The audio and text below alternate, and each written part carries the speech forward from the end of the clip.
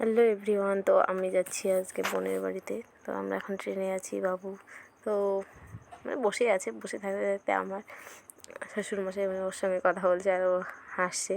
তো যাই হোক, ওর সঙ্গে কথা বলতে গল্প করতে করতে তো সফর কাটছেই। তো ছেলে ট্রেনের হাওয়াতে ওর চুলগুলো উড়েছে।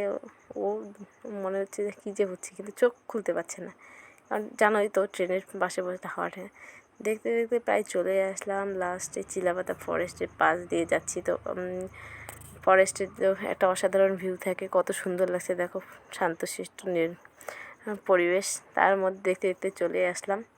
তো মা আমার ছেলেকে নিয়ে আছে, আর এই তো আমার বোনের ছেলে আমার শাশুড়ি মা নিয়ে আছে, বসে হাওয়া খাচ্ছি।